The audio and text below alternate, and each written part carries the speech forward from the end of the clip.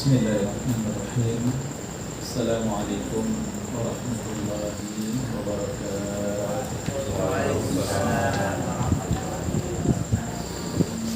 Alhamdulillahi rabbil alamin. Tsumma alhamdulillahilladzi hadana li hadza wa ma kunna linahtadiya laula an hadana Allah. Tsumma alhamdulillahilladzi allafa baina qulubina fasbahna bi ni'matihi ikhwana. Asyhadu an la ilaha illallah wa asyhadu anna Muhammadan abduhu wa rasuluhu la nabiyya ba'dah. Allahumma salli wa sallim wa barik ala habibina wa syafi'ina wa qiyadatuna wa qudwatuna wa muallimuna Rasulullah Muhammad sallallahu alaihi wasallam wa ala alihi wa sahbihi wa man tabi'ahum bi ihsan ila yaumiddin, amma ba'd. Allahumma inna nas'aluka ilman nafi'an wa rizqan tayyiban wa amalan mutaqabbalan. Allahumma inna na'udzu bika min ilmi la yanfa' wa min qalbin la yakhsha wa min nafsin la tasba' wa min du'ain la yusma'. Ayuhal hadirun rahimakumullah al-hibba, Bapak Ibu, Abang Ayu semua yang kami muliakan. Alhamdulillah, malam ini Allah Subhanahu wa taala izinkan kita kembali duduk di majelis ini, insyaallah.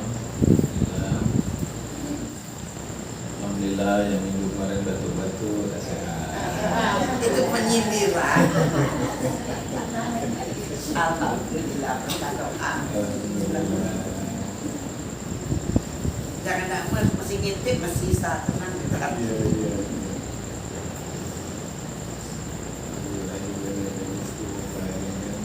Ada kata istimewa orang. Itu amin. Kata Nabi sallallahu alaihi wasallam itu, man salaka tariqan yaltamisu fihi ilman. Dalam salah satu hadis dikatakan yaltamisu fihi ilman. Dalam hadis yang lain dikatakan man salaka tariqan yabtaghi fihi. Barang siapa yang melangkahkan kakinya ke majelis-majelis ilmu, salaka tariqan, sahalallahu, maka Allah mudahkan baginya jalan ke surga. Amin.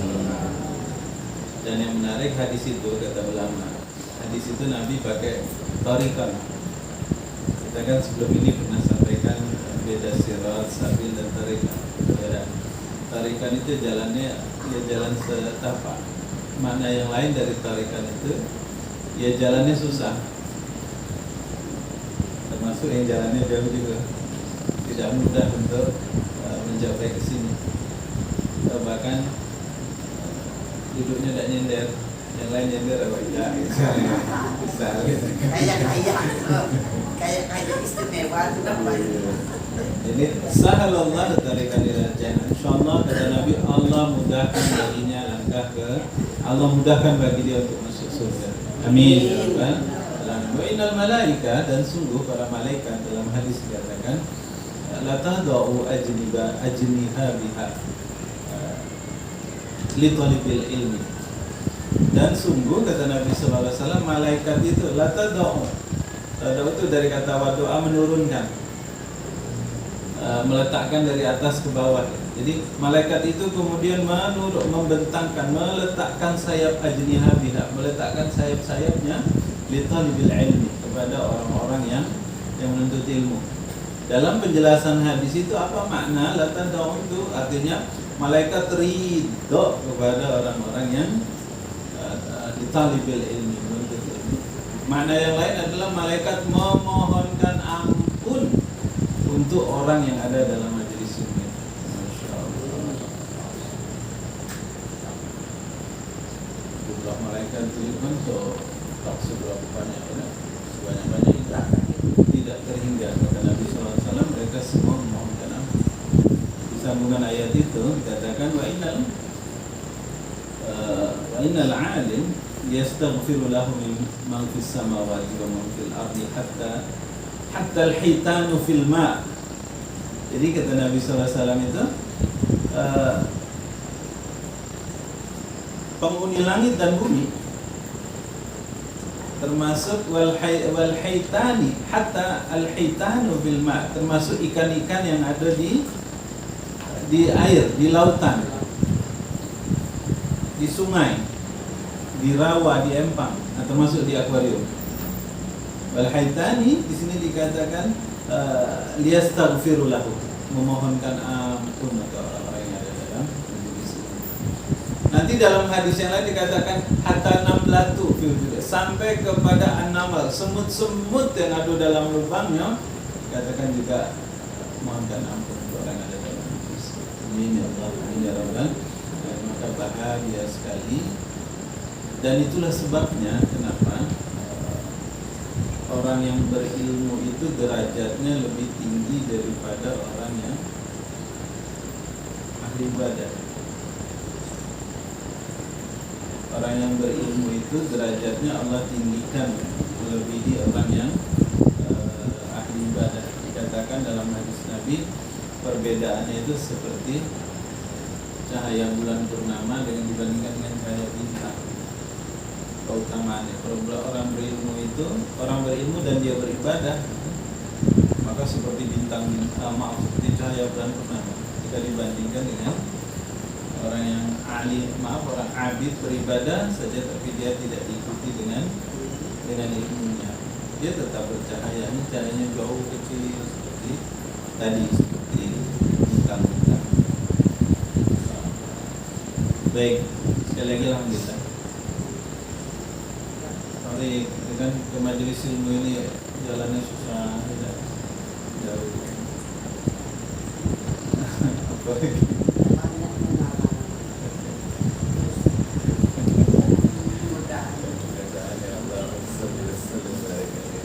Saya hari ini ingin mengajak kita, sebetulnya masih melanjutkan tema kita yang lalu. Lagi saya berpindah nih, izin ya. Saya pindah balik ini sama dulu, tetapi menyambung tema kita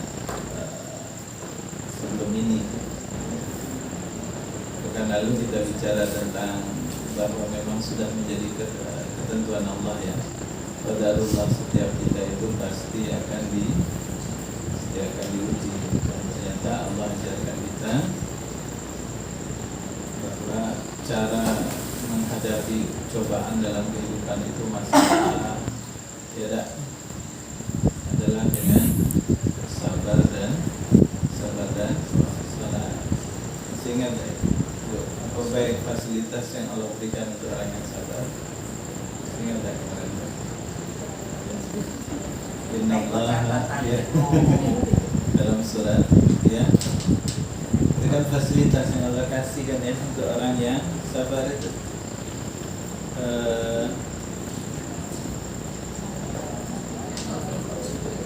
Fabashshiri sabirina alladzina idza asabathum musibah qalu inna lillahi wa inna ilaihi raji'un. Ayat 157-nya, ulaika alaihim shalawatum mir rabbihim, orang yang sabar akan mendapatkan Allah bersolawat untuk dia. Kalau Allah bersolawat artinya bukan lagi berdoa, tapi Allah turunkan ampunan kepada orang yang sabar. Allah turunkan rahmat, Allah turunkan kebaikan yang sangat banyak kepada orang yang sabar. Gitu ya. Lalu yang kedua warahmah, kasih sayang Allah. Dan yang ketiga yang juga tidak kalah istimewanya adalah fasilitas orang yang sabar. Wa ulaika humul muhtadun, mereka mendapat predikat sebagai orang yang al-muhtadun. Muhtadun itu orang yang mendapat petunjuk, tapi bukan sekedar petunjuk tok gitu. Petunjuk yang menghantarkan dia kepada cita-citanya. Ya, petunjuk yang dengan pemahaman yang penuh sehingga apa yang dia inginkan, apa yang dia cita-citakan itu tercapai. Al-muhtadun. Ya. Baik. Nah, sekarang mari kita lihat Nabi. Saya ingin mengajak kita kilas balik kepada Nabi SAW, dan ini yang mau kita bicarakan malam ini. Kita bahas surat Al-Insyirah ya. Surat ini surat ke-94 di dalam Al-Quran.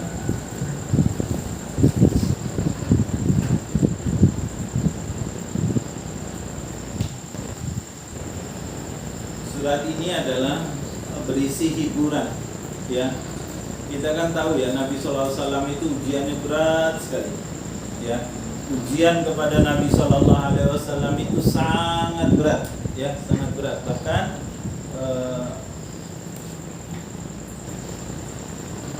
dikatakan ujian yang Allah berikan kepada para nabi itu jauh lebih besar, jauh lebih berat.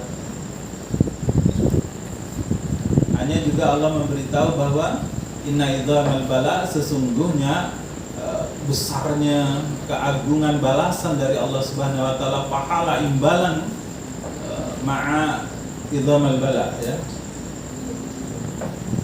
Inna idzamal jaza ma'a idzamal bala, sungguhnya besarnya coba balasan dari Allah Subhanahu wa taala itu sebanding dengan besarnya cobaan.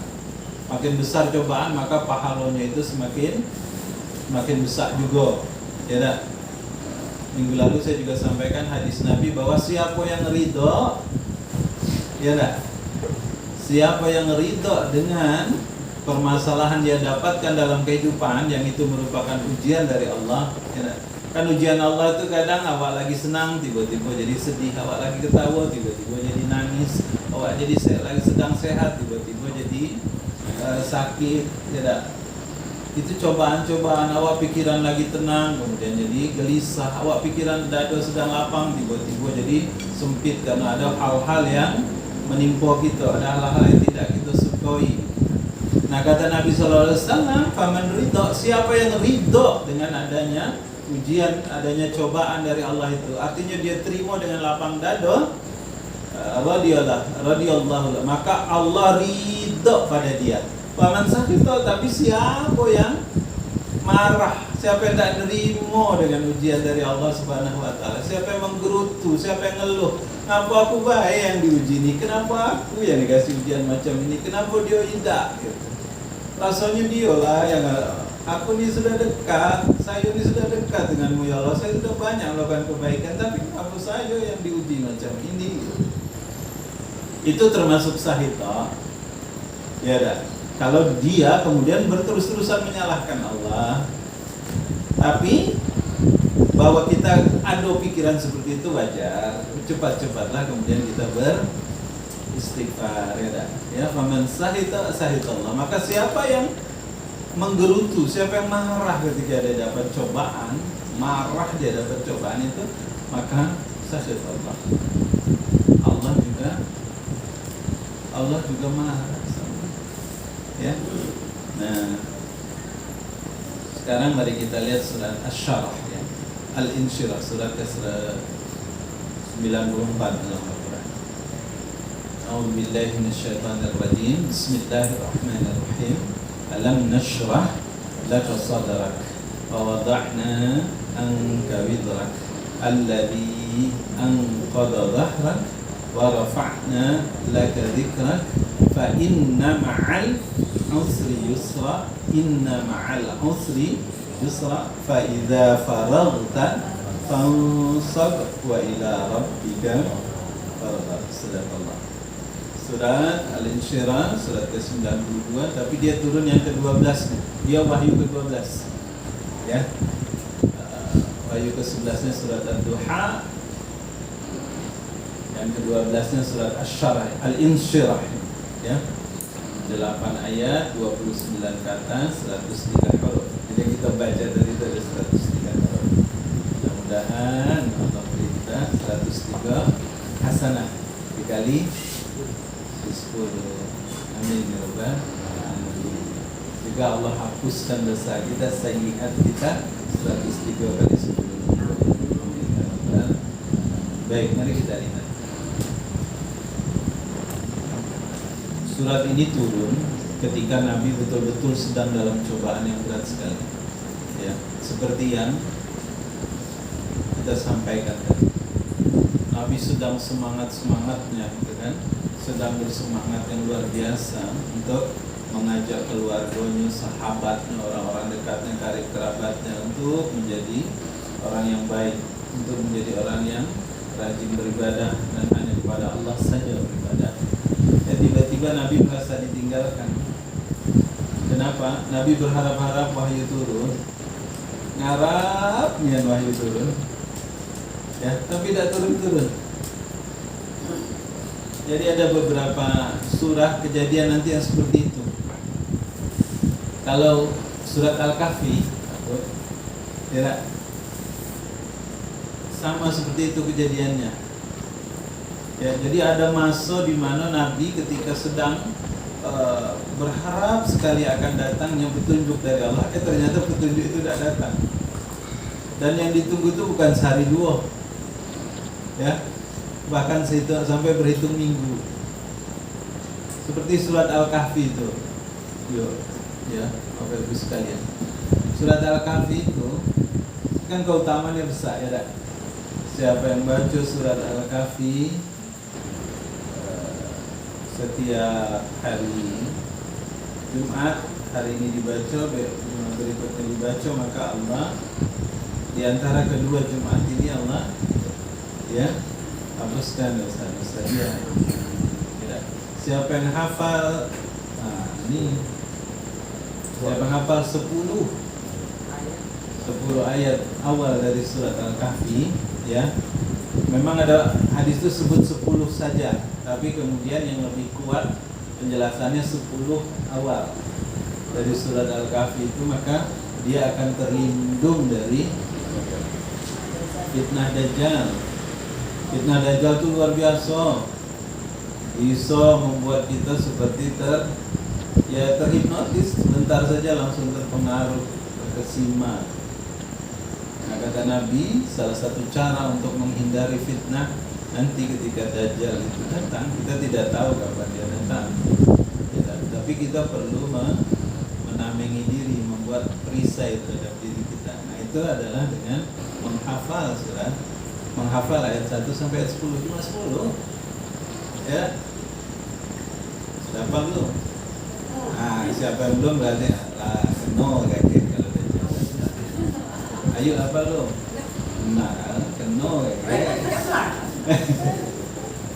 Nampaknya udah berjanji. Alhamdulillahilladzi anzala ala 'abdihi al-kitaba wa lam yaj'al lahu iwaja qayyiman liyunzira ba'san shadidan min ladunhu wa yubashshiral mu'minina alladhina ya'maluna as-salihati anna lahum ajran hasanah. Sampai nanti ayat terakhir, ayat 10-nya. Apa ayat 10-nya? Idh awal fityatu ilal kahfi faqalu rabbana atina min ladunka rahmah wa hayyi' lana min amrina rasyada. Jadi Nabi yang bilang, bukan siapa-siapa. Kata Nabi, siapa yang hafal ayat 1 sampai ayat 10 ini, maka Allah lindungi dia dari fitnah. Jadi hafal ya. Cara ngapalnya macam mana? Jangan diniatin ya. Coba terus-terusan. Iya, ayat 1 sampai ayat 10 itu ulang sehari baca sekali, tiap hari baca sekali. Agak nempel dewek lah. Tidak usah jangan dibawa pikiran gitu. Aku nak ngapal, sudah langsung. Tapi baca bela ya, buyut pelan-pelan baca. Iya, agak lama-lama macam Yasin lah, ya dah. Insyaallah di dusun saya tuh ada lomba ngapal Yasin, rupanya banyak yang ikut, dan induk-induk emak-emak yang banyak. Ya bahasa bangkut induk, emak-emak yang banyak ikut. Hafalnya enggak, padahal tak pernah ngapal dia, tak pernah hafal, cuma karena baca hafalnya. Nah, kita kembali ke surat Asy-Syarah. Nabi SAW sedang sedih sekali, ya. Jadi surat Al-Insyirah ini turunnya serempak. Ad-Duha langsung dilanjutkan dengan Al-Insyirah. Jadi Wadduha wal laili idza saja itu sampai wa amma bi ni'mati rabbika fatis, lalu disambung dengan surat Al-Insyirah. Ya. Bedanya nanti maaf sudah. Karena dia turun berdekatan begitu, maka ya banyak ulama yang paling jelas ini Umar bin Khattab. Umar bin Khattab ini kalau sholat maghrib beliau baca surat Ad-Duha dalam rakaat pertama misalnya, itu akan dia sambung langsung dengan surat Al-Insyirah tanpa bismillah. Karena tadi mereka kan orang-orang yang hadir, berada di sekitar Nabi ketika wahyu itu turun, mereka merasakan. Jadi karena seolah-olah surat ini berdekatan dia juga, sehingga ketika baca Wadduha sampai ayat akhir wa bi ni'mati rabbika fahaddits, langsung mereka Umar bin Khattab langsung sambung alam nashrah laka sadrak. Sama nanti seperti surat Al-Fil yang disambung juga dengan surat Quraisy, ya, dalam satu rakaat dibaca. Jadi kaget kalau kita lagi sholat imaman jadi makmum, tiba-tiba imam baca langsung udah Fatihah, langsung baca lebih dari satu surat, jangan langsung ayat. Subhanallah. Dan langsung disalahin. Ya kan? Ya, nah, karena memang Nabi begitu. Nabi pernah satu rakaat baca Al-Fatihah sudah tuh Al-Baqarah. Berapa halaman itu? Halamannya 48 halaman. 48 halaman, 2 juz setengah. Kalau kita melayang, Nah, jadi ada sahabat yang sholat di belakang Nabi sudah, pikir cuma sebentar, panjang, pikirnya sejus, panjang sampai 2 juz, sampai akhir. Nah, ditunggunya sampai akhir itu kan amanah Rasulullah ilaihi rabbi wal mu'minun gitu kan. Sampai ini terakhir itu apa? Faghfir lana wa'fu 'anna waghfir lana warhamna anta maulana wansurna 'alal qaumil kafirin. Siap-siap dia nak rukuk, rukuknya disambung lagi oleh Nabi. Bismillahirrahmanirrahim. Baca Al-Imran satu rakaat. kalau selesai puasa selesainya. sampai nanti ayat ini wasbiru wasabiru warabitu, ya, sampai ayat terakhir surat Al-Imran ayat 200. 1 juz setengah lagi, 4 juz sekali tegak. Nggak melayang. Pikir selesai ayat 200 itu langsung rukuknya tidak, sambung lagi An-Nisa. Iya. Jadi Nabi kita tuh misalnya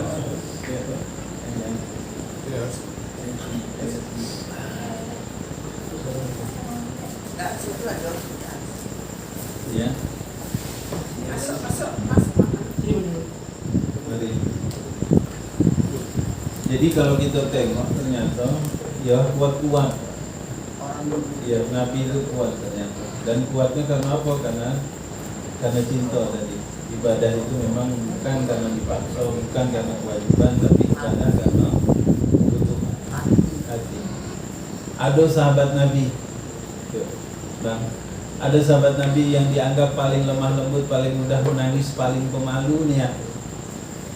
Namanya Utsman bin Affan. Itu kan dikenal sahabat yang paling kaya, tapi juga paling lemah lembut, ya, paling lemah lembut. Utsman itu pernah sholat 1 rakaat, selesai Al-Fatihah dia baca Al-Baqarah, baru ruku sesudah minal jinnati wan nas,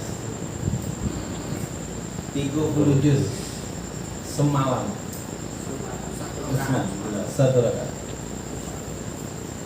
Kita tahunya Utsman bin Affan itu apa? Lemah lembut, mungkin apa?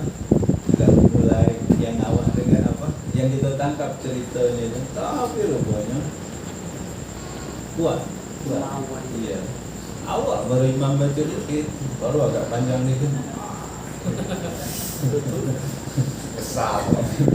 Kalau dia baca ya, atau kalau misal salat maghrib itu ayat 1 kan baca Al-Kafirun senang hati kan.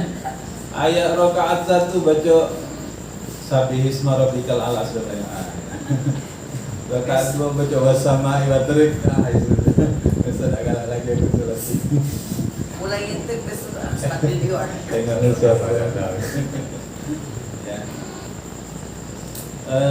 Maaf. Jadi balik ke Instagram cerita tentang kekuatan, ya. Jadi lazim. Jadi kalau kaget kita sholat, jangan disalahi kalau jangan salah orang nih gitu. Tapi dia suruh saya tahu sih Pak besi. Nah, iya. Karena kita belum paham, ya tak? Ada lagi kayak kejadian zaman Nabi. Ini cerita nyambung ayat sesudah Al-Fatihah. Zaman Nabi ada satu sahabat yang sesudah Al-Fatihah nih, amin, dia baca kulhu dulu baru baca surat lain. Selalu. Jadi Nabi pernah kirim pasukan, anggaplah kalau ini itu satu peleton. Bawa satu peleton lah, ada beberapa regu itu berangkat. Nah, komandannya ini zaman dulu siapa jadi komandan? Dialah imamnya. Komandan ini setiap sholat yang sholatnya itu maghrib, isya, subuh yang imamnya keras membaca, sesudah Fatihah selalu dia baca kulhu, baru dia baca surat lain. Dilaporkan kepada Nabi, ditanya, akhirnya dipanggil sahabat ini, kenapa kamu bacakan itu? Karena aku cinta ya Rasulullah kepada surah Al-Ikhlas. Maksudnya cinta kenapa? Karena dia tahu makna surat Al-Ikhlas itu. Sehingga saya baca apa kata Nabi SAW, Allah ridho juga sama Allah, Allah cinta juga sama Allah. Artinya bukan Nabi larang, tapi justru malah Nabi kasih penghargaan. Tapi ada satu lagi di Masjid Kuba. Nah, kalau kita sudah pernah ke Kuba, zaman Nabi di Masjid Kuba itu imamnya setiap selesai Fatihah dia baca surat, sebelum rukuk dia baca kulhu, dilapori lagi ke Nabi, dipanggil lagi dia, ngapa melakukan itu, sama jawabannya dan sama juga jawabannya, sampai makmumnya marah. Jangan macam itu, Nabi tidak pernah nyontohi, gitulah kurang lebih kan, Nabi tidak pernah nyontohi. Apa kata imam ini, imam Masjid Kuba waktu zaman Nabi ini? Kalau tidak suka ya sudah ganti biar aku tidak usah jadi imam lagi. Tapi tidak kata imam di situ yang bacaannya sebagus dia, hafalannya sekuat dia gitu, sehingga tetaplah orang akhirnya ikut. Tapi ngelapor juga ke Nabi. Oleh Nabi sama sekali tidak dilarang, malah kata Nabi Allah juga cinta sama. Ya. Jadi kalau dalam sholat tak apa-apa, kalau nak manjang-manjangi kan, kita nak manjangi macam orang baca Al-Baqarah apa bisa, belum apa ya tak? Macam mana kita sambung belah kulhu, macam mitir tu lah, macam mitir ya tak? Kulhu, Al-Falaq, kita sambung lah kan Al-A'la, At-Tariq, Al-Rasiyah gitu. Lama juga itu. Sebab kata Nabi, siapa yang sebelum misal salat fajar, sebelum subuh, siapa yang salat fajar membaca sampai 100 ayat, itu keutamaannya besar sekali. Baik di dalam salatnya atau di luar salat, tapi sebelum fajar baca 100 ayat. Kita kumpul baik gitu kan. Kalau nak baca Al-Baqarah 100 ayat sejus, yang pendek-pendek weh. An-Naba 40 ayat gitu kan. An-Nazi'at sudah sama sampai 40 lah 80, 2 surat lah 100. Bisa ya. Baik, sekarang kita kembali.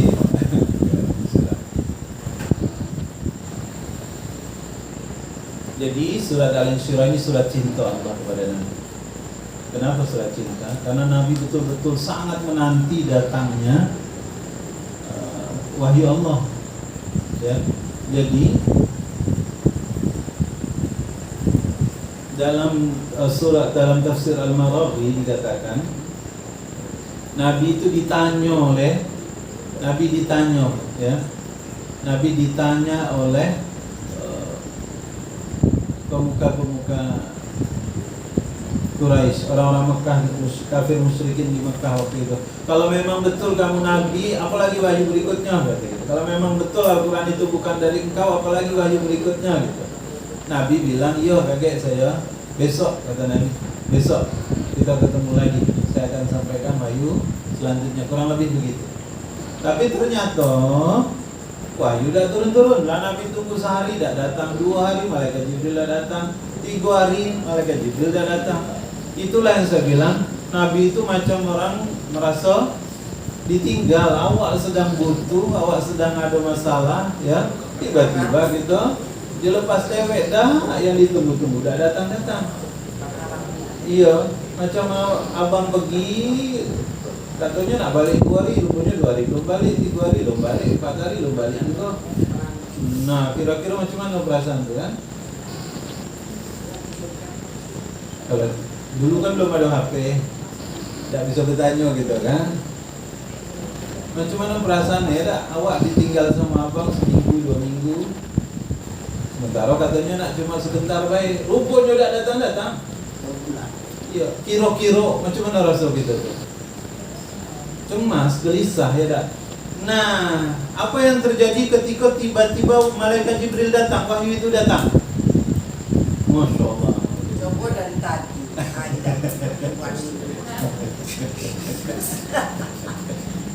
Ya, coba bayangkan apa yang terjadi ketika ya dah kita yang sudah gelisah menunggu menanti itu tiba-tiba datang nih anak bang balik nih anak bang. Kira-kira macam mana rasanya tuh?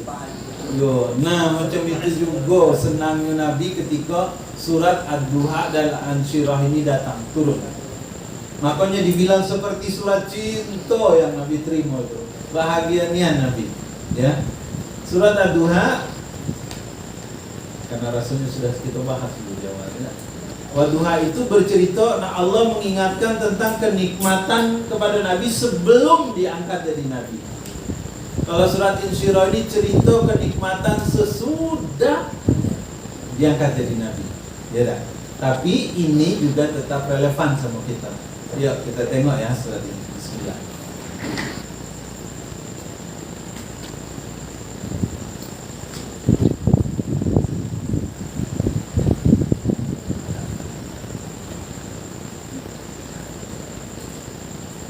Jadi ayat 1, alam nashrah laka sadrak.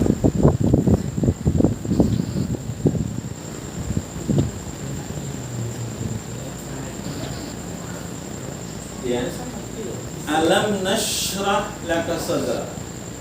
Bukankah kami, betul ya, nashrah begini tulisannya. Bukankah kami yang telah melapangkan untukmu dada? Ya, yang pertama ini tulisannya agak beda dari kaidah SPO, subjek, predikat, objek itu. Jadi dalam grammar, dalam tata urutan bahasa Arab itu, mestinya itu dia yang benar ya. Alam nasrah, tidak pakai laka. Lakanya itu harusnya di belakang. Bukankah sudah kami lapangkan dadamu untukmu? Yang benar katanya begitu. Ya. Tapi di surat ini lakanya ditaruh di tengah. Bukankah kami telah lapangkan untukmu dadamu? Ya. Ini yang tadi kami bilang, kita sama dengarkan bahwa surat ini spesial, surat cinta betul untuk Nabi, ya. Ini menunjukkan kespesialannya nih, ya. Iya. Khususan makna. Kenapa? Artinya ini surat memang spesial untuk Nabi, ya. Tetapi ulama sepakat kalau surat itu turun untuk Nabi, berarti dia juga turun untuk kita, ya. Jadi ingat di awal bahwa surat ini turun ketika Nabi sedang mendapatkan banyak ujian dalam kehidupannya. Nabi banyak mendapatkan cobaan dalam melaksanakan tugas-tugasnya, ya. Nah, turunlah ayat ini ketika Nabi sedang gelisah, ketika Nabi sedang sedih, ketika Nabi sedang tidak bahagia tadi. Turun surat ini yang menjadi penghibur untuk Nabi. Coba lihat. Alam nashrah. Alam ini kalau bahasa Arabnya tanda tanya, tapi tanda tanya untuk menegaskan. Bukankah gitu. Bukankah sudah, ya? Bukankah sudah kami lapangkan, ya? Oh iya, maaf, saya salah. Kecil. bukankah sudah kami lapangkan? Ya. Jadi ini namanya istifham takriri kalau bahasa Arabnya. Kalimat tanya tapi tidak perlu jawaban. Ya, istifham kalimat tanya yang tidak memerlukan jawaban tapi justru untuk menegaskan. Ya. Sama kalau ini bahasanya misal ada dia lah ngasih duit ke anak atau ke SPP kan. Tiba-tiba pas bagi rapor dia belum sampai rapornya tidak bisa, ngapa? Lah 3 bulan tidak dibayar SPP itu kan. Jadi tidak bisa kita panggil anak itu. Kita tanya, bukankah sudah mak bayar, sudah mak kasih duitnya? Itu alam. Artinya sudah terjadi. Ya. Bukankah? Jadi ketika Nabi lagi sedih itu Allah bilang, bukankah sudah nasrah kami lapangkan, ya, nasrah kami lapangkan. Jadi syaraha ini dalam bahasa Arab itu kalau lihat kamus, ya, apa makna? Jadi nasrah itu nanya kami, asal katanya syaraha. Syarah itu artinya di sini faslu a'za'il lahmi ba'duha min ba'di, memisahkan daging dari satu bagian dengan bagian yang lain. Makanya bahasa Arab kalau operasi bedel, bahasa Arabnya tasyrik. Operasi, kalau kita masuk rumah sakit di operasi, bahasa Arabnya tasyrik. Tasyrik, ya. Ya. Maka ada yang mengartikan, oh, bukankah kami sudah lapangkan dado ini, seolah-olah dalam beberapa tafsir dikatakan, bukankah kamu sudah dipisahkan, bukan sudah dibedah dada kamu itu, karena asal katanya itu bedah. Ya, asal katanya itu bedah. Ya.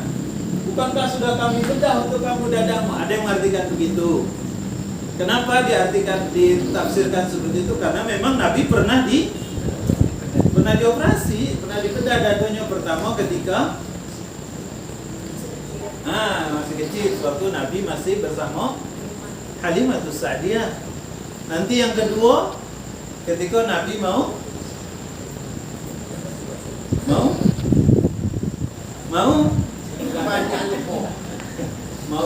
Mi'raj.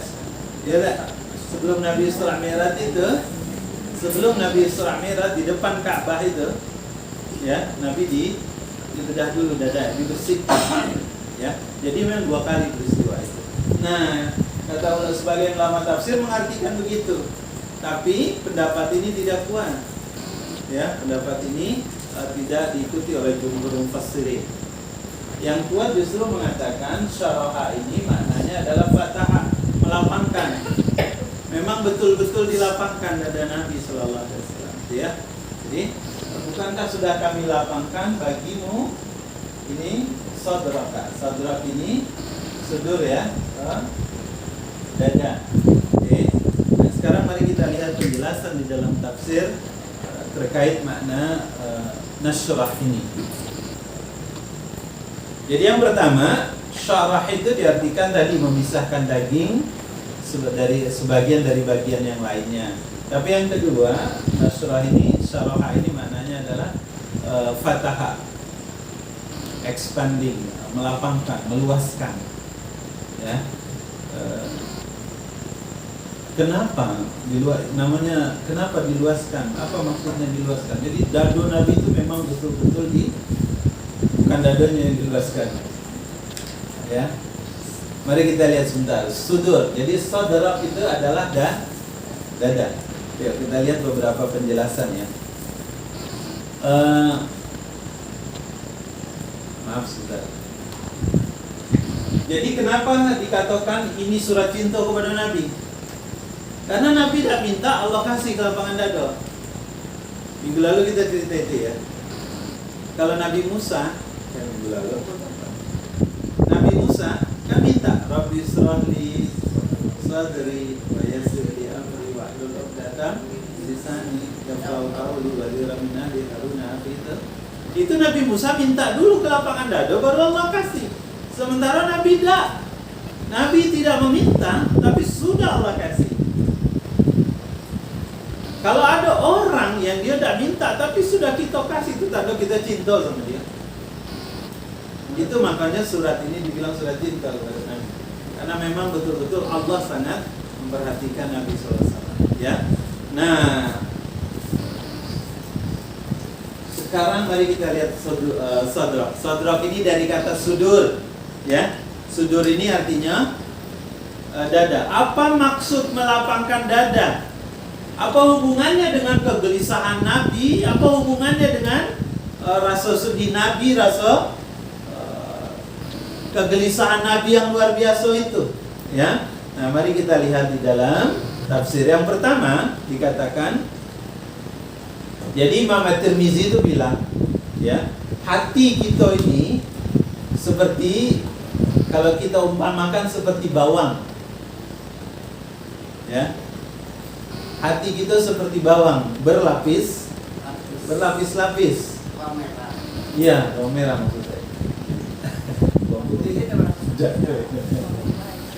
bawang bombay, ya. Lapisan paling luar itu katanya, ya, lapisan paling luar. Jadi kalau diibaratkan apa, lapisan itu kalau diibaratkan seperti lingkaran begini, ya. Ini kalau bawang itu petak, ya, nampak seperti ini kan. Yang paling luar ini namanya sudur, ini yang namanya sodarin, ya. Ini kata Imam At-Tirmizi. Nanti bagian dalam ini, di dalam sudur ini namanya qalbun. Qalbun ini sadru. Okay. Nanti di dalam lagi ini namanya fuad. Inna sam'a wal basara wal fuada ulaika kana anhu mas'ula, kata Allah dalam Al-Quran surat Al-Isra 36, ya, bahwa sungguhnya fuada kita itu, ya, fuada.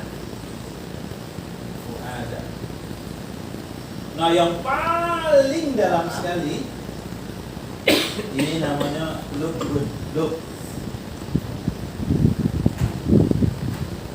Bahasa Indonesia jadi lubuk. Kenapa dibilang yang paling dalam? Karena memang dia bagian yang terdalam dari hati itu. Sebetulnya dengan ngatur dari lubuk hatiku sudah cukup. Tapi karena awak itu kan biasa panjang-panjang dari lubuk hatiku yang paling, emang paling dalam dia. Ya, ini yang pertama kata Imam Tirmizi. Oke. Ya, jadi lapisan paling luar ini sudur. Nah, sekarang mari kita hubungkan dengan surat An-Nas. Qul a'udzu birabbin nas, malikin nas, ilahin nas, min syarril waswasil khannas alladzi yuwaswisu fi sudurin nas. Allah memberitahu setan itu minal jinnati, ya, meniupkan minal jinnati wan nas itu dari golongan jin dan manusia. Setan itu menimbulkan rasa was-was dalam hati kita. Ya, maksudnya apa? Godaan setan itu cuma di sini. Setan itu cuma masuk batas ini. Nih. Wilayahnya ini baik. Sudut. Kalau ibarat rumah cuma sampai teras. Iya, dan teras halaman betul. Dia masuk pagar, tapi tidak masuk ke rumah. Tidak masuk rumah nih. Dia di teras-teras. Ibaratnya kalau ini kolbu ini masuklah ruangan depan, ini ruang kamar nih paling dalam. Ya, ruang privasi kita. Ya. Jadi setan itu sebetulnya kenapa dalam Al-Quran di ayat yang lain setan itu dikatakan lemah tipu dayanya? Karena dia cuma sampai di sini masuknya. Lalu siapa yang akan bisa kena godaan setan? Mudah sekali digoda oleh setan itu. Orang yang teras rumahnya sempit. Maksud saya sudurnya sempit, bukan teras rumahnya. Kalau sudur disempit, sebentar aja dia masuk. Tapi kalau halaman barat tadi dah, kalau halaman teras rumahnya lapang, lebar, dia nak masuk ke pintu baik, berjalan lama dia. Ibaratnya begitu. Jadi itu makanya kalau ada orang bilang sempit dadonya, ya lapang dadonya itu di sini. Ya di sudut. Ini yang pertama kata Imam Tirmizi. Yang kedua dalam Al-Qur'an, ya. Saya cerita sudur dulu nih ya. Dalam surat Al-Hajj, ya. Untuk membuktikan apakah perkataan Imam Tirmizi ini betul atau tidak. Ya. Dalam surat Al-Hajj ayat ke-46 Allah Subhanahu wa taala berfirman, "Fa innaha la ta'mal qulub, walakin," ya, tidaklah yang buta itu hati kamu, la ta'mal absar. Fa innaha la ta'mal absar walakin ta'mal qulubu allati fis sudur, kata Allah. Tidaklah yang buta mata kamu. Maksudnya apa? Kalau ada orang tidak bisa menerima petunjuk itu, ya, orang yang dikatakan buta, ta'ma, kalau dalam surat Al-Baqarah orang-orang munafik itu ya, yang matanya itu tidak bisa melihat. Nah, dikatakan oleh Allah yang buta itu sebetulnya bukan mata kamu. Walakin ta'mal qulubu allati fis sudur, kata Allah. Ya, dalam surat Al-Hajj itu surat ke 22. Ya.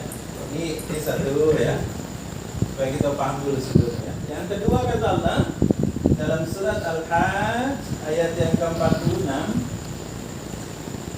ya, walakin ta'mal qulubu allati fis sudur, tetapi yang buta itu adalah hati kamu. Al-qulubu allati, yang dia fi, ada di sudur, fi di dalam sudur, ya. Jadi ayat ini memberitahu bahwa hati kita ini adanya di dalam sudur. Oke. Ya.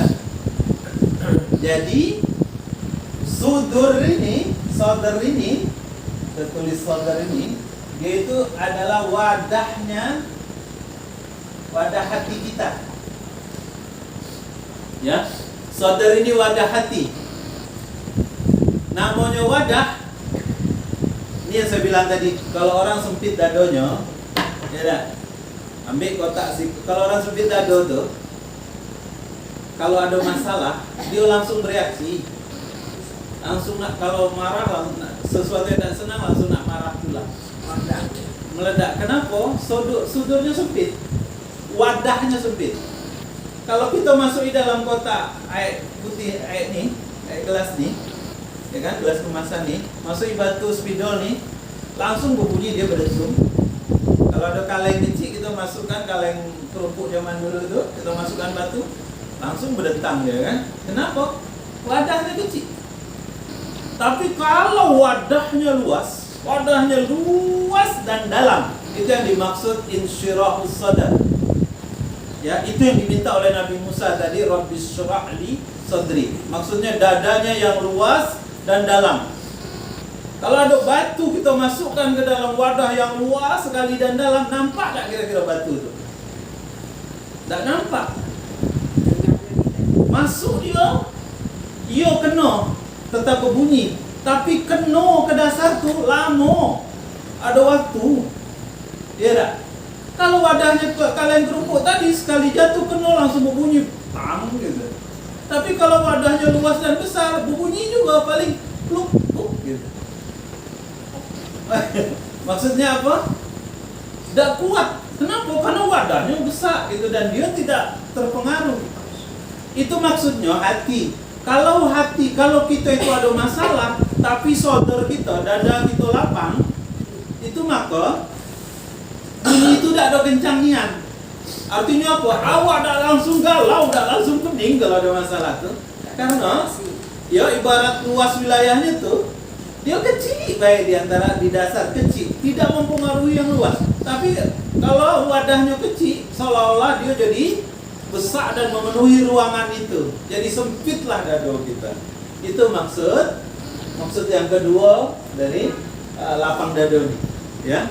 Ini maksudnya supaya paham dulu nih ya, apa maksud lapang dada yang Allah maksudkan. Jadi sekali lagi, sodar ini adalah wadahnya hati. Setan cuma sampai sini, ingat, setan cuma sampai sini. Ya. Kalau di sini qalbu, ini yang terjadi adalah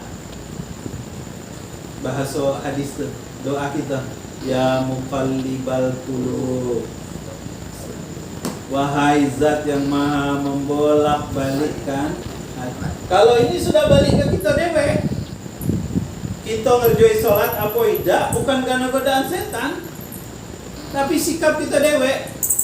Itu buktinya, ya. Kenapa bulan puasa yang katanya setan dikias, dikebat, dikerangkeng, tapi orang masih banyak juga yang tidak puasa. Orang banyak juga yang makan siang ke jembatan hitam dulu. Tahu bang jembatan hitam?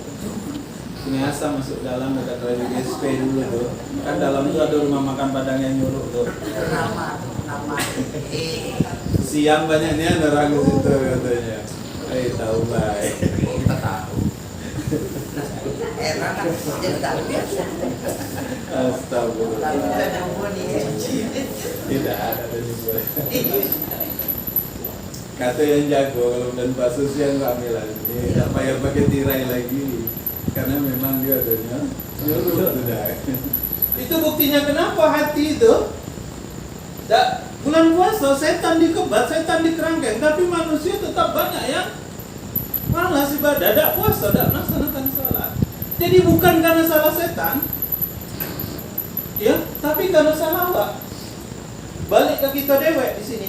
Kaidah yang berlaku di sini adalah al-iman yazid wa yanqus. Iman itu naik dan turun. Kapan dia naik? Kalau awal selalu ta'ah. Yazid bit ta'ah. Kita selalu mengerjakan kebaikan, maka terpelihara iman kita di sini. Tapi kalau kita banyak berbuat dosa, ya, wa yanqus bil maksiyah kata Nabi, dan dia akan turun kalau kita banyak berbuat dosa. Jadi di sini nih baliknya sudah ke kita, makanya di neraka kaget yang ditanya tuh kita, yang sudah tanggung jawab tuh kita, bukan setan. Ada setan mempertanggungjawabkan dosa kita? Ada. Dia malah berlepas diri kan dari kita kan. Aku cuma ngajak baik apa kau mau, kata dia kakek. Bahasanya begitu kakek itu di Yaumul Hisab itu. Ya. Nah, ini yang kedua. Semakin belum. Yang ketiga dulu. Ya. Ini yang penting. Kapan saudara ini akan lapang? Bagaimana cara melapangkan saudara ini? Supaya dia jadi luas, jadi kalau ada suatu benda masuk ke dalamnya tidak pengaruh, tidak goncang dia. Tapi kalau saudaranya sempit, masuk benda langsung goncang. Ya, kalau dado disempit ada masalah, pening dia. Sudah tahu pinjol tuh bahaya, bunganya besar, tapi karena awak lagi pening, lagi sempit, dipakai juga sudahannya, tambah pening gitu kan. Itulah namanya sempit dado. Ya, nah, yang ketiga diberitahu oleh Allah Subhanahu wa taala. Ini ada dalam surat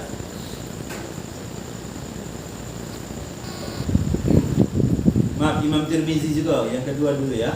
Kata Imam Tirmizi, kata beliau, ini pelajaran di pesantren. Al ilmu fis sudur laisa fis sutur. Ilmu itu adanya di hati, bukan di kertas. Justru bukan itu maksudnya. Macet. Kalau nyatat itu perintah juga. Iya, karena perintah Al-Quran itu nun wal qalami wa ma yasturun. Nun, ya, Allah yang tahu apa maksudnya. Wal qalami demi pena, wa ma yasturun, dan ini apa-apa yang ditulis. Ayat itu bunyinya, kalau lagi belajar suruh bawa pena, suruh nulis yuk.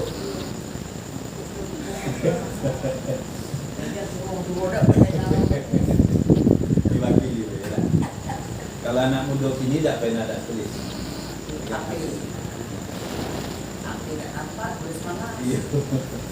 Itu tandanya ingatannya kuat. Ya, maka ulama bilang, kata Imam Tirmizi, dan ini ilmu di pesantren itu diajarinnya al ilmu fis sudur. Ya, jadi kalau kita belajar itu, dia letaknya kagak ilmu itu kemana larinya? Ke sudur. Ya, ilmu itu letaknya ke sudur. Sudah, nah, baru saya masuk. Ya, semakin banyak ilmu masuk ke dalam sudur, saya ulang, semakin banyak ilmu masuk ke dalam sudur, maka semakin lapang dia. Ya. Jadi yang ketiga, ilmu yang melapangkan sudur itu adalah ilmu. Ilmu lah, pengetahuan lah, yang membuat dado kita ini jadi lapang. Ya, ini yang membuat dado jadi lapang. Bahasa kita tuh lapang dado. Begini contoh sederhana. Ayo suruh pergi ke Semarang. Kau datangilah ya rumah keluarga kita didatangi ya, dia tinggal di Bawian RT 5 RW 27 misalnya. Pergi ayo. Kira-kira apa yang ada dalam dada? Semarang tidak tahu, semua orang itu tidak tahu, nak naik apa tidak tahu, nak macam mana tidak tahu. Apa yang ada dalam pikiran kita kalau seperti itu, bang? Pening kita. Kalau pergi daya, aku tidak tahu macam mana caranya, kayak tidak, dunia apa tidak, segala macam. Itu yang dimaksud lapang apa? Sempit dado. Kenapa? Karena ilmunya, wawasannya tentang daerah itu tidak ada. Tapi kalau misal pergi ya ke Kerinci, tengok apa ya di Pondok Tinggi itu, nah dekat Masjid Tua, sebelahnya. Ayo, sop pagi yang enak niat tuh. Cocok, ya. Ini, nah mampirlah dulu.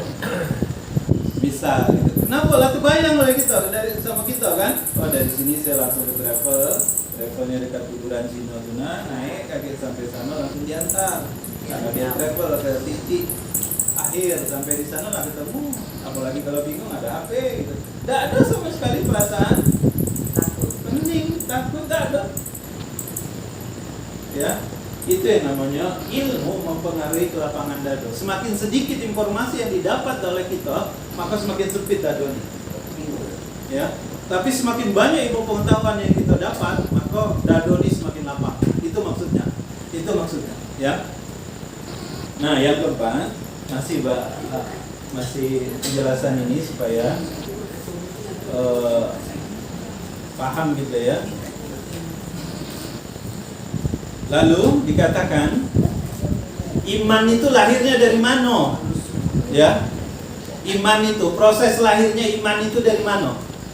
Jadi dikatakan iman itu lahir dari informasi yang datang terus-menerus. Kalau ilmu, ya kita belajar, kita ngaji ini dah masuk ke dalam sudur kita ini terus-terusan banyak yang masuk, dampaknya dua. Satu, sudur ini semakin luas, makin lebar dia, ya, sehingga kita semakin wise, semakin tenang kakek, semakin bijaksana kalau ada masalah, karena awak tenang, awak tahu macam mana cara menyelesaikannya. Balik tadi, nah, daerah yang nak dituju kita tahu. Oh macam mana nih cara baik, misal komputer, ayo suruh yuk tolong ketik lah, dipakai Excel hitung-hitungannya buat buat apa namanya ini, tabelnya isi cepat, buat program langsung, tambah langsung, buat langsung ya, kayak print langsung. Ayo disuruh macam itu, kira-kira macam ni. Nah macam mana aku nak hidup, hidupinnya tombol yang mana? Bisa gitu ya, kan sudah pening duluan. Tapi kalau kita tahu wawasan tentang komputer itu, jangankan itu, ya lebih dari itu pun kita kerjoi, ya. Nah jadi semakin banyak ilmu yang masuk, semakin lapang. Sudur ini semakin lapang, semakin luas, semakin dalam, ya. Jadi semakin banyak ilmu yang masuk, sudur ini tadi semakin luas. Yang kedua semakin dalam dia. Ya, ibarat kita melempar batu ke dalam jurang yang dalam sekali, pasti lama sampainya. Ya, pasti lama sampainya. Begitulah dia. Ya, inilah sudur. Nah, semakin banyak maka semakin dalam dia. Yang kedua, semakin banyak informasi yang masuk, tadi kita semakin tenang, tidak? Semakin tenang mengatasi setiap permasalahan hidup, semakin bijaksana. Inilah yang dimaksud alam nasrah laka sadrak. Nabi, maaf belum sampai situ. Saya nak lompat dengan situ. Ya, semakin bijaksana semakin tenang. Nah, yang berikutnya, iman itu lahirnya dari mana? Kenapa sahabat Nabi itu imannya kuat-kuat? Ya, sederhananya tengok urutan turunnya wahyu itu. Wahyu pertama kan Iqra bismi rabbikal ladzi khalaq, khalaqal insana min 'alaq. Iqra wa rabbukal akram alladzi 'allama bil qalam, 'allamal insana ma lam ya'lam. Ya, baca dengan menyebut nama Tuhanmu yang menciptakan kamu dari Iqra bismi rabbikal ladzi khalaq, khalaqal insana, dari segumpal darah. Iqra wa rabbukal akram, baca dan muliakan Tuhanmu. Maksudnya apa? Oh, ini ilmu dari Allah, luar biasa ilmu Allah. Oke. Alladzi apa? Wa rabbukal akram alladzi 'allama bil qalam 'allamal insana ma lam ya'lam. 'Allama bil qalam artinya belajar kepada guru. 'Allamal insana ma lam ta'lam itu artinya kalau bahasa ini tuh, kalau bahasa Nabi itu wahyu, kalau bahasa kita ilham. Ya. Nah, iman itu datangnya dari mana? Dari sini.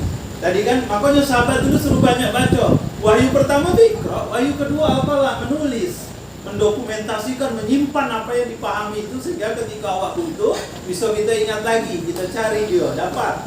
Gitu ya.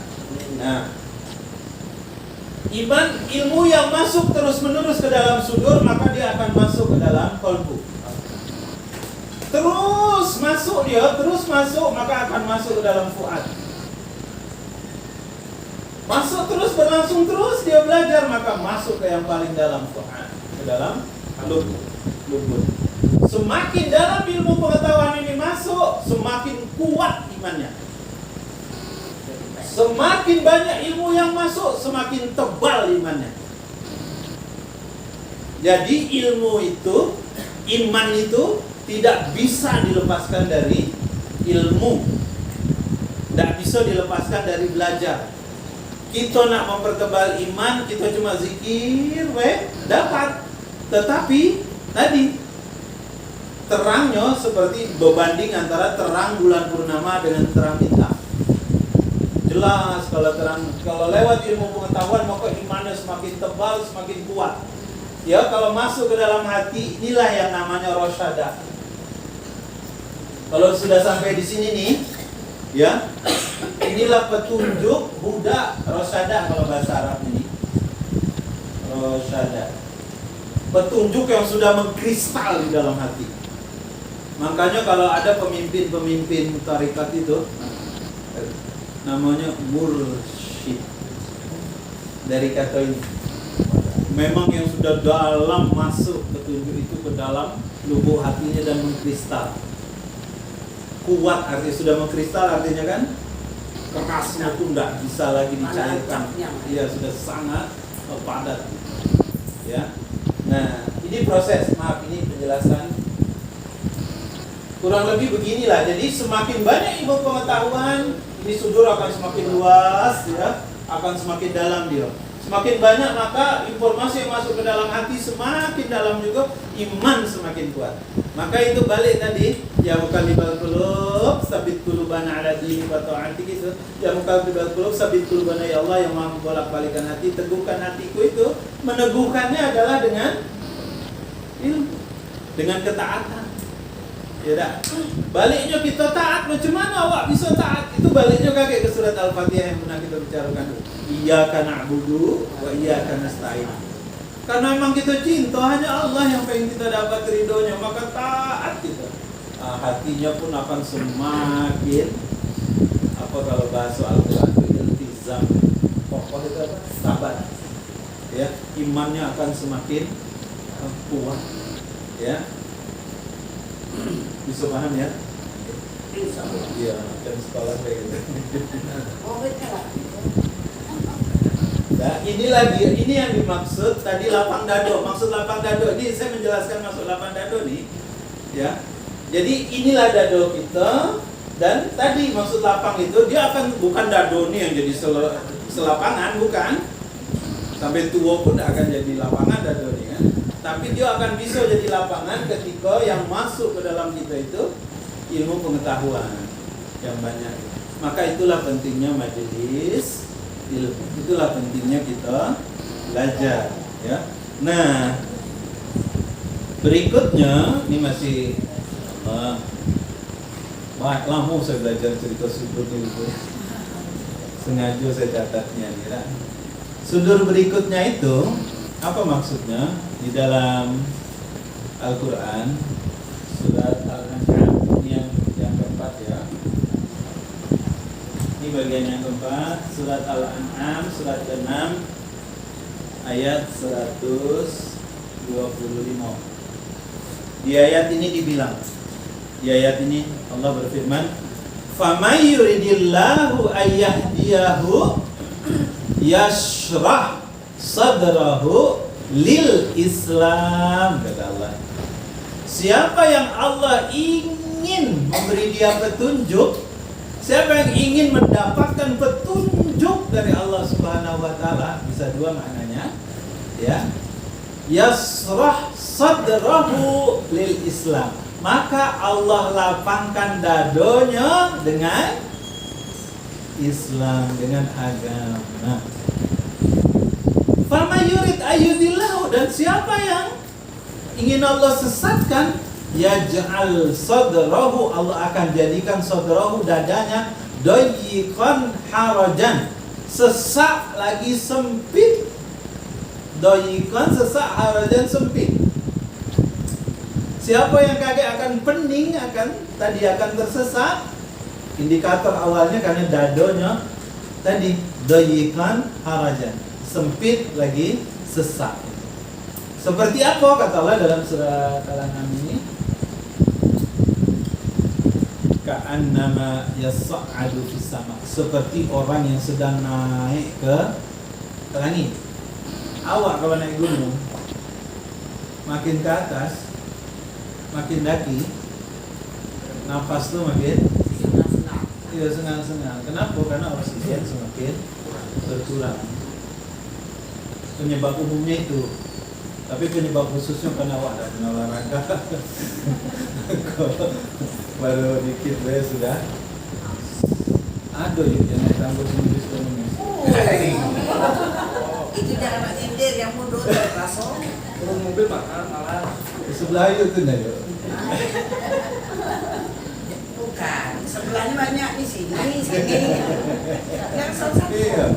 Baru apa? Karena agak curam dikit kan. Jadi pas tiga 4 langkah. Dia orang pantai yuk, dia selandai. Jadi yang keempat kata Nabi, siapa yang ingin Allah lapangkan dadonya, ternyata dengan Islam. Ya, lapangan dado ini hubungannya jelas di ayat ini dikatakan dengan Islam, dengan Buddha, dengan petunjuk. Maka kalau ini pendapat orang Barat, bukan pendapat dari mana-mana. Ini pendapat orang Barat. Kalau nak bahagia, kata dia, kalau kamu ingin bahagia 1 jam, mau caranya tidur. Iya, kalau kamu pengen bahagia 1 jam tidur, kamu akan bahagia. Tapi kalau kamu ingin bahagia 1 hari,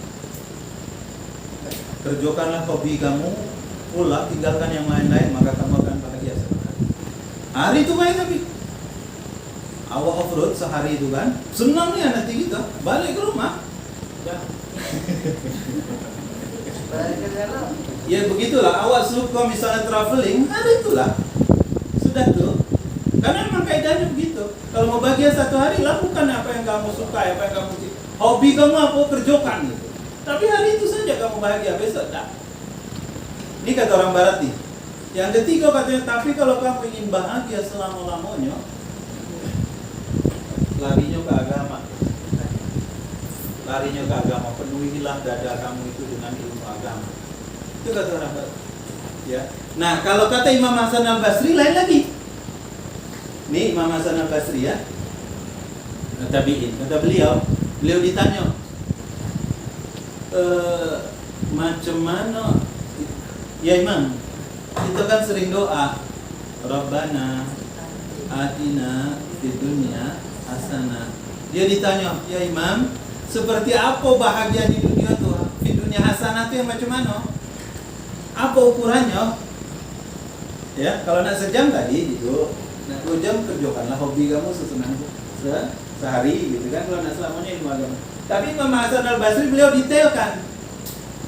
Hasanah, kebahagiaan di dunia itu, kata beliau, ada dalam doa yang sering saya baca setiap kita mulai pengajian. Allahumma inna nas'aluka ilman nafi'an wa rizqan thayyiban wa amalan. Jadi kata Imam Hasan Basri, ciri orang yang berbahagia di dunia itu, nih ya, ciri orang yang bahagia di dunia itu, satu, dia punya ilmu. Allahumma inna nas'aluka ilman nafi'an. Ilmunya dia pakai sehingga menjadi ilmu yang bermanfaat. Dia punya ilmunya bermanfaat. Dia dapat pekerjaan, dia dapat penghasilan, dia bisa menafkahi keluarganya. Ya. Walaupun kadang banyak juga zaman sekarang nih sekolah fakultas peternakan, kerja jadi jaksa, jadi guru misalnya, kuliah sarjana agama,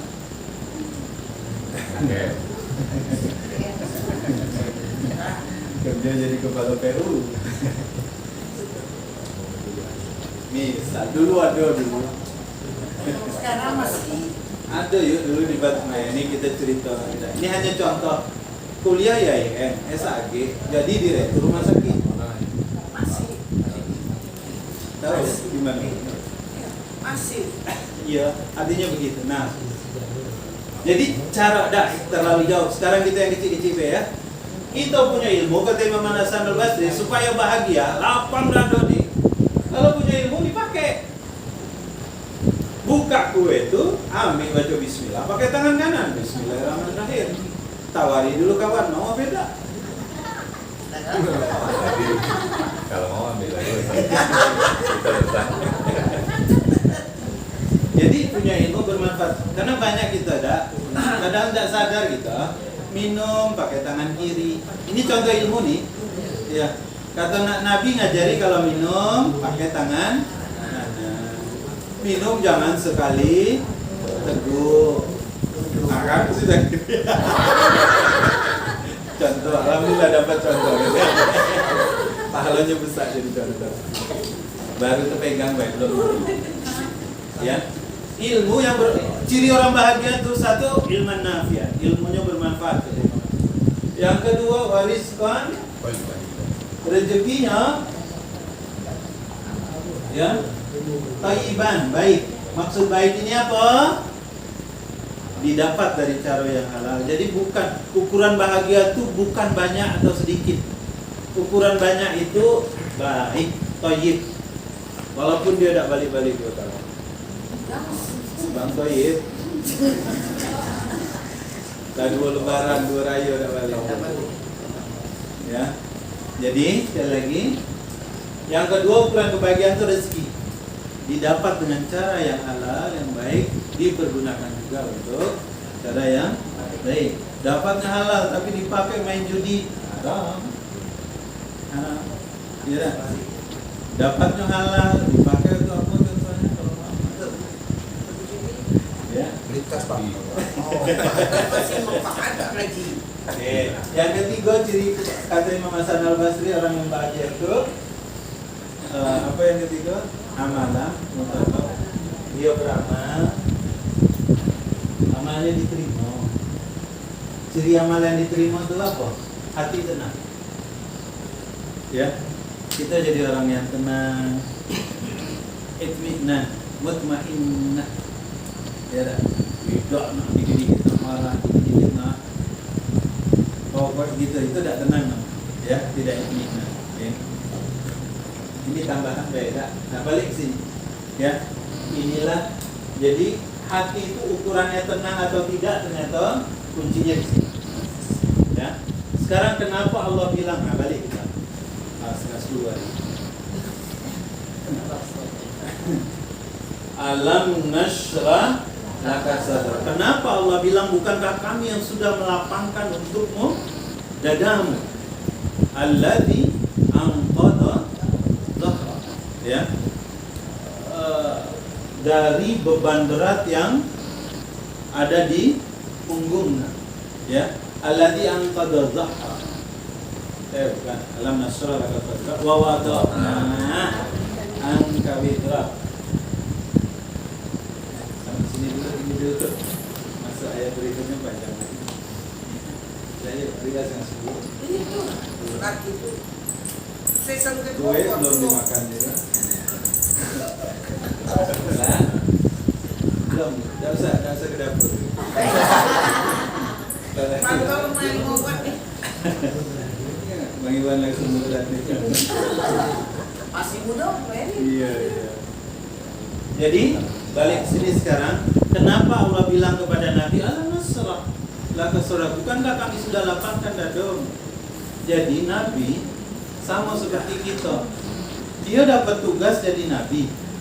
Ini yang maaf ya, saya balikan. Ingat ya, ini nikmat Allah sesudah beliau diangkat jadi Rasul. Ini nikmat Allah sesudah beliau diangkat jadi Rasul. Beliau diangkat jadi Nabi. Pekerjaan paling berat, pekerjaan paling tidak enak itu Nabi. Kalau untuk ukuran kita sekarang, nah keluar kan. Kenapa tidak enak? Satu, tidak ada yang bayar. Nabi ada gajinya tidak ya? Tidak nanti. Ada hari libur kerjanya tidak? Ada hari minggunya tidak? Tidak nanti. Ada cutinya tidak? Tidak nanti. Jadi pekerjaan yang tidak ada gaji, tidak ada libur, tidak ada istirahat, tidak ada cuti. Ya, tugas kenabian. Dan itu yang dibilang tugas kenabian itu berat sekali. Ya, berat.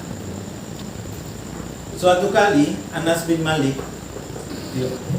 masih Anas bin Malik nih.